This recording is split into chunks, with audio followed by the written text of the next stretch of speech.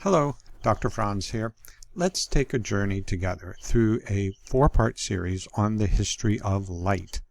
For almost all of human history, the view from Earth of the sky would have been much more bright without all that, what we call light pollution. And at the same time, the view from space looking down on the Earth would have been just like looking at any other of the planets in our solar system, with no lights bright enough to be seen from space, just the reflection of the sun. It was, as one historian dubbed, a world lit only by fire. Now, starting a fire was a skill learned by almost all, and had to do with the physics of friction. A flint stone or other stone sparks over kindling. Archaeologists have found steel objects as early as 1800 BC. Now, not the quality of steel we can forge today, but flint chipped against their steel made pretty good sparks. Or a hard stick twirled upon soft wood for a small flame, or a hard stick rubbed along a groove in a softer wood called a fire plow. And all these were so much more difficult in wet weather. People devoted dry places for their fire-making implements and kindling. Eventually, every home had a tinder box.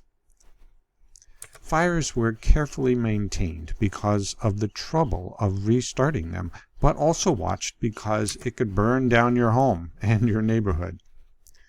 Ancient Rome suffered several such fires. In 1871, there was the Great Chicago Fire that killed about 300 people and destroyed over 17,000 buildings. A lantern in a barn, many guess. Now, sharing one's fire embers was the neighborly thing to do for those whose fire went out, and some towns and villages maintained a central fire pit so people could always grab some coals. My favorite picture of fireplace light is of young Abraham Lincoln leaning toward the fire to read. Now, there were many innovations to fireplaces. Here's an automated system using weights for power and speed of a turnspit in the 1600s. No one has to sweat next to the fireplace, slowly turning that meat. This was not common, but some used a turnspit dog. Yes, a dog runs, and the machinery geared down to slowly turn the spit. How they trained the dog to keep running, I don't know. Except in this illustration, this old illustration, there's a smoked ham in front of him. And turnspit rods could be removed to eat from. This painting shows a green partition to block the direct heat of the fireplace for the woman reading. Even this poor family has a metal cooking insert with different levels. A larger insert we see here in this tavern as the hungry crowd eagerly awaits their food. Well, I'm getting a little away from the light of fire, but many old pictures capture how the fireplace was a central place for people to socialize around for light and warmth. And the dog we see right in front. And let's not forget the cat either. Now, for those very poor, maybe there was just a small fire pot, or, surprisingly here, just fire on the floor for light and warmth. But the light of lights was, of course, the sun. Think how ancient, medieval, and early modern society lived to the rhythms of the sun. When it set, you rested.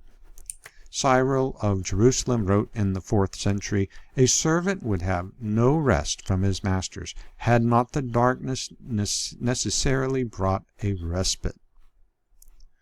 During the day, many worked through their homes, which were much darker than what we know.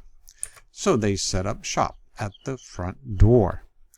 Especially from the 16th through the 18th century, European painters revealed the insides of their homes, but usually placed the scene near a window so a believable amount of light could be shed upon what they represented. Now, back to the light from fire. One cannot pick up and carry an open fire, but a single branch one could, and that branch became the prototype for a transportable torch. People learned early from cooking meat that animal fat was especially flammable, so torches wrapped and soaked in animal fat or fish oil gave light for a longer time. Torches were okay for a stone castle, but not for most homes, as embers and pieces fell off. Don't even think about bringing that in the house. I can hear the woman of the home warning some hapless male. In ancient and medieval castles, there were sconces on the wall, torch holders. Not that torches were always burning there, as Hollywood medieval movies depict, but sconces were a place to put your torch if you were staying in the room a bit. Now notice the 7-foot-long torch poles in this Middle Ages art, with about 3 feet of flammable material wrapped, and safe enough for a banquet hall. That's pretty clever. But the common people wanted more light inside their home beyond their fireplace, something smaller. And the ancients came up with mini torches like a fir candle, which was a lit splinter of wood. And they made holders for the wood pieces. They would collect a huge supply for the year because each only burns 5 or 8 minutes. And a lot of these pieces just flew off the wood you chopped for winter. Another small torch was the rushlight, invented in Egypt, we think, around 3000 BC. Think of the rush plant or similar plant with many slim stalks. Children were often sent out to gather them. The stalks were soaked in water and then dipped in animal fat and then dried again. Holders were made for them. Isn't that beautifully simple, this holder? Or you can just stick them in a hanging chain. The longer the rush stalk, the longer the burn, but you're still lighting another after 10 or 15 minutes at least. So that's just part of the rhythm of the evening. Nobody would have scoffed at the brief duration. It was ingenious enough as it was. Now Aesop, in the 4th or 5th century BC, wrote a fable called The Farthing Rushlight. The farthing being a pittance of money spent for a band of rush stalks soaked in fat. And he wrote, "A rushlight that had grown fat and saucy with too much grease boasted one evening before a large company that it shone brighter than the sun, the moon, and all the stars.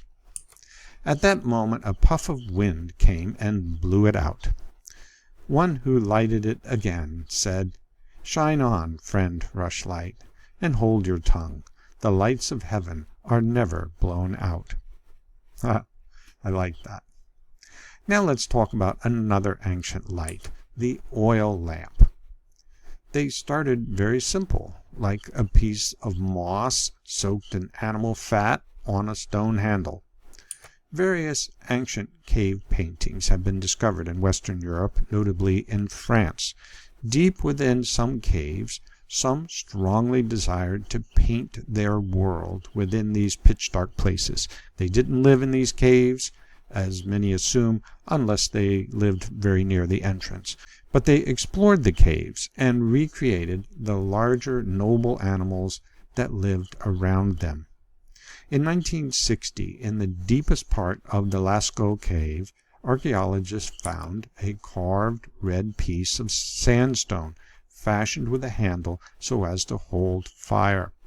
The artist could travel to and from that deepest cave section.